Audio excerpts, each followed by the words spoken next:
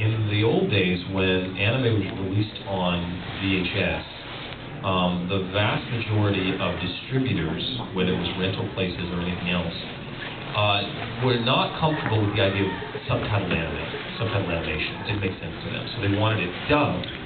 So whenever a licensing company like Central Park Media or anything would release their shows, they would have 10 times more orders for dubbed VHS than for sub. This is why back in the day, dubbed VHS videotapes were cheaper than subtitled, because they could just produce more of them, so you had economies of scale.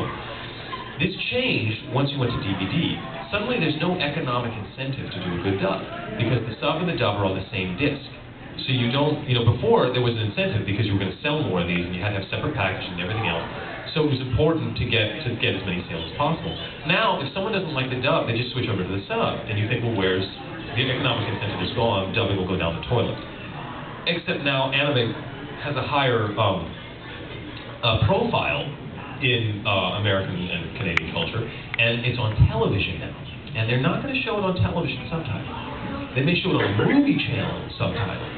But they're not, can you imagine you need, 150 episodes of Inuyasha subtitle? The Cartoon Network's just not going to fly with that. So now there is the incentive to appeal to a wider audience to dub the shows so that they can be seen there. But now there's another pressure.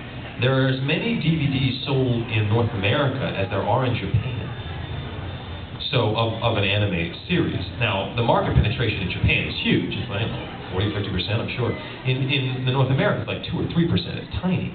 But they have gotten used to that revenue stream. They've gotten sort of addicted to the American revenue stream, or the North American revenue stream. And so they are now starting to slant their shows to be more American, because they don't know what's going to be the next Pokemon, but they want every show to be the next Pokemon. So if you notice in shows now, the cities that things are placed in are very generic.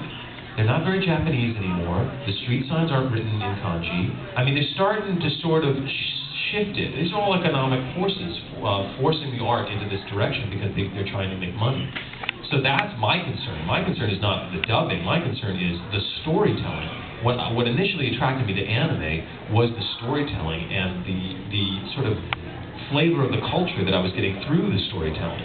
And now it's starting to get more homogenized, and that's not as interesting to me.